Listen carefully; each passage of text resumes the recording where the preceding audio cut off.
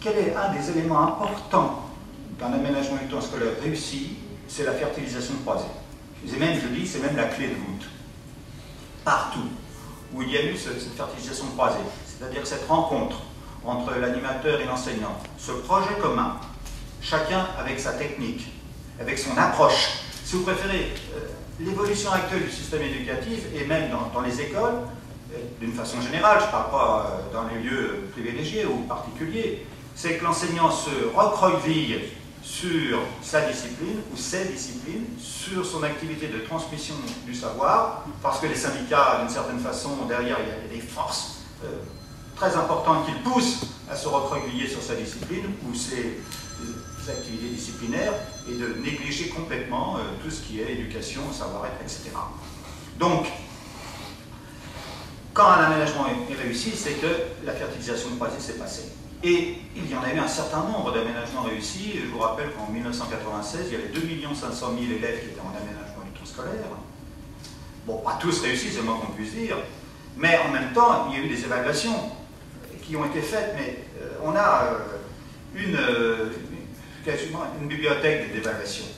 Que ce soit les scientifiques, que ce soit domaine scientifique universitaire, Claire, Nadine, mais aussi bon, les universités, le CNRS, l'INRP, on a des preuves évidentes des bienfaits d'un aménagement scolaire réussi. Réussi, on part de la journée et on équilibre dans la journée sans qu'il y ait des disciplines nobles et on met les apprentissages les plus difficiles au moment où vraiment l'efficience est la plus importante. Donc là, c'est béton. On sait pour le bien-être. Et pour le bien-être, par exemple, je voulais vous lire un compte-rendu d'évaluation fait par 150 enseignants à Tourcoing, les enseignants, j'ai bien dit là, qui notent tous les bienfaits sur le bien-être.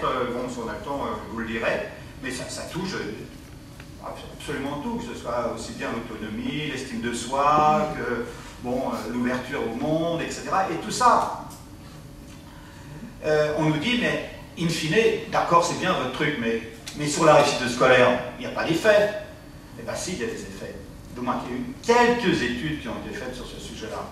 Donc, 2 études qui ont été faites par le ministère, et ça, on l'a complètement évacué. L'ADEP, la Direction d'évaluation de la prospective, a fait des évaluations sur la réussite scolaire, en créant ses propres outils pour les expérimentations. Donc, dans 12 sites, ont été évalués la réussite scolaire à partir des preuves types. Donc, qu'est-ce qu'ils ont noté? Et ça, c'est public, en fait. Ils ont noté que des améliorations très fortes sur, par exemple, en calcul ou en orthographe, etc., pour les enfants, entre guillemets, en difficulté scolaire, dans les quartiers défavorisés, et aussi pour les clean. Là, les différences avec les écoles témoins étaient de 5 à 8 points de différence sur les mêmes épreuves. C'est-à-dire qu'une école qui avait été en aménagement du temps scolaire pendant 3 ans, comparée à une autre école où il n'y a pas d'aménagement scolaire, avec les mêmes profils des gosses, ben, d'un côté, la clean réussissait à 8 points de plus en activité calcul que l'autre. Voilà, pour schématiser. On y reviendra, mais ça existe, c'est vrai.